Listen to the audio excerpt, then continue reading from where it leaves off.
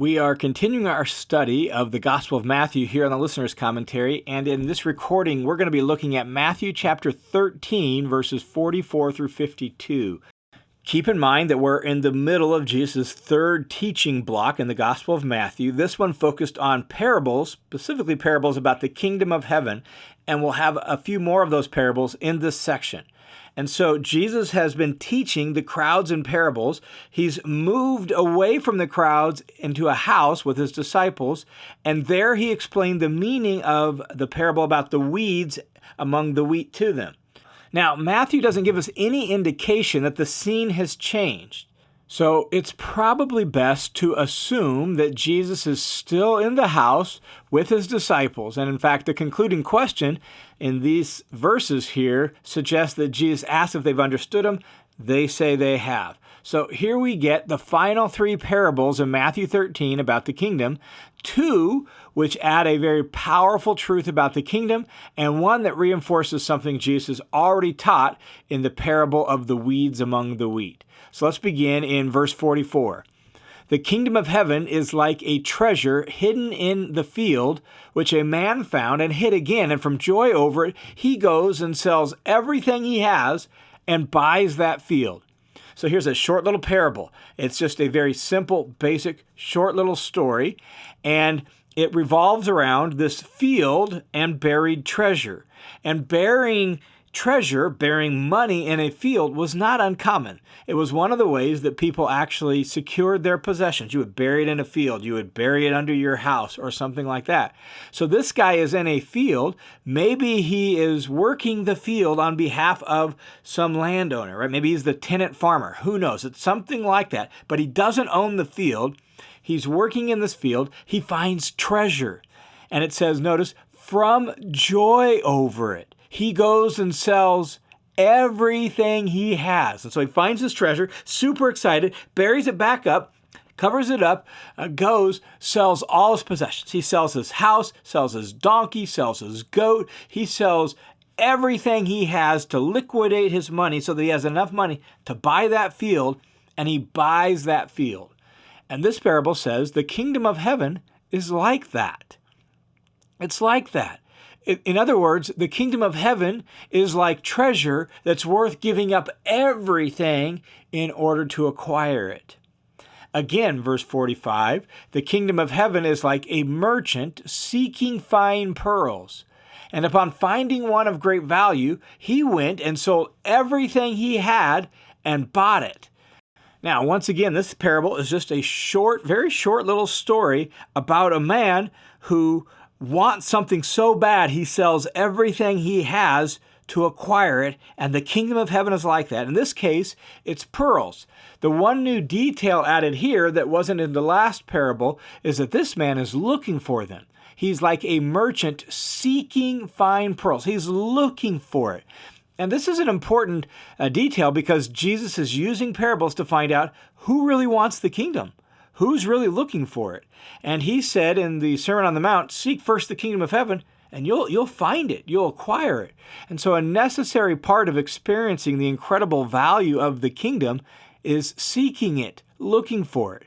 And so this man is doing that. He finds a pearl that's of such great value, he sells everything he has, all his other pearls, all his pearl working equipment, sells everything, and buys that pearl. These two parables, the one about the man finding treasure in the field and this one about the pearl, these two parables intend to show us the incredible value of the kingdom of heaven. The kingdom of heaven is worth joyfully and excitedly selling everything you can, everything we have to acquire it. Like when we talk about counting the cost and giving it all up to follow Jesus, what these parables remind us here is that it's an incredible deal. It's a steal of a deal. Yes, you got to calculate the cost. Yes, you have to give up everything you have. You have to give up life as normal. But in doing so, you receive treasure beyond anything you could possibly ever imagine. And so the kingdom is of such high value that it's a steal of a deal to give everything up in order to acquire it. Then Jesus teaches one final parable here in Matthew 13, and it reinforces the lesson of the parable of the weeds. This time, the imagery is fishing. Notice what he says, verse 47. Again, the kingdom of heaven is like a dragnet that was cast into the sea and gathered fish of every kind. The dragnet was a long net, typically somewhere around 700, 800, maybe even 1,000 feet long. And the bottom of the net had weights on it so that the net would fall down to the ground, but the top had like floats on it. And so you would spread this net out in the sea, and it would make like a giant wall, and then you would drag it towards shore. And as you drug it towards shore, you would bring in all the fish that were trapped by that giant long wall of a net. And then, once you did that, you had to deal with all the fish. So verse 48, and when it was filled, they pulled it up onto the beach, and they sat down, and they gathered the good fish into containers, but the bad fish they threw away. So that's exactly how this little practice of fishing would work. You would pull this net up onto the beach, and then you would have to sort out, okay, here's fish that's edible, here's fish that's not edible, and so you would sort the fish out. Just like in the parable of the weeds among the wheat, you have a mix of good and bad.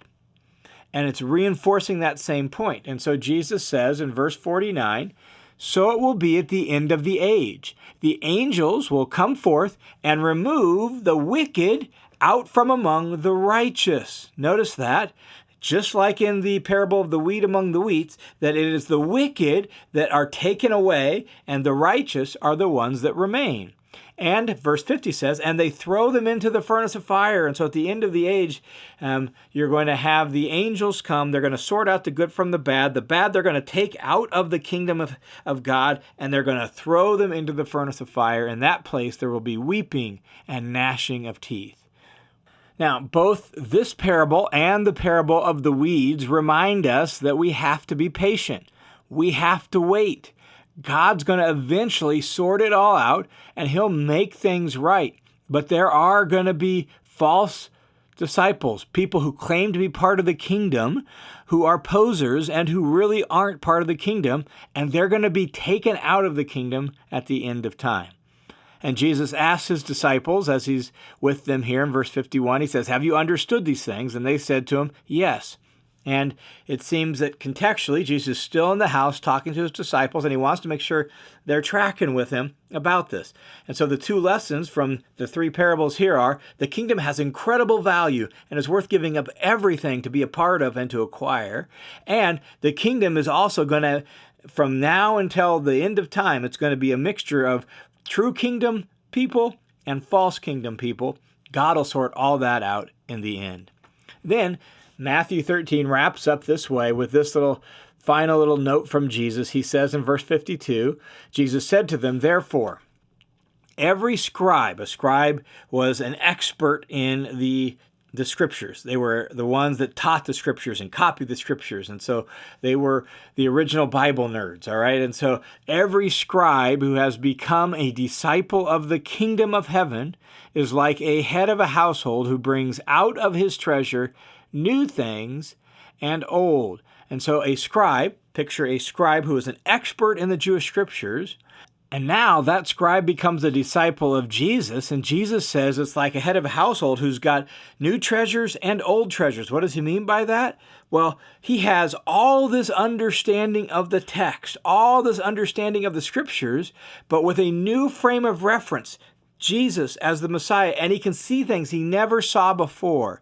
A good example of someone like this would be the Apostle Paul. He was a Pharisee, an up-and-comer among the Jews. He was learning the scriptures left and right. And once he met Jesus, he now has new treasures to offer out of the old, and they're all mixed together. And he's like, he sees things he never saw before.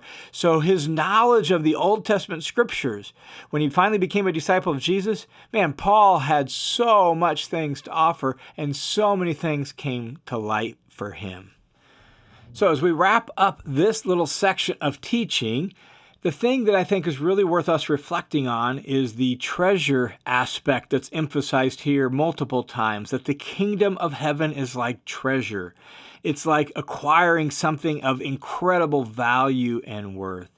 So we learn from Jesus in various parts of the Gospels, we'll hear it here in Matthew before too long, that part of becoming a disciple means taking up your cross and following him. That the call to discipleship, as Bonhoeffer famously said, is a call to come and die. And so that's one emphasis that Jesus makes, and we'll see that before too long here in the Gospel of Matthew. But this teaching here reminds us that while it may be a call to come and die to ourselves, it's also a call to come and acquire treasure beyond anything we could possibly imagine. And that reminds us that giving up our life in order to follow Jesus is worth it. It's worth it. And so when we count the cost, what we realize is we may have a lot to give up, but what we're getting is so much more, and thus it makes good sense. It's a steal of a deal to follow Jesus and become a part of his kingdom.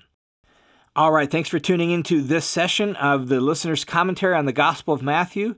The Listener's Commentary is a listener-supported, crowd-funded Bible teaching ministry that's made possible by the generosity of people just like you. So thanks a ton for your support.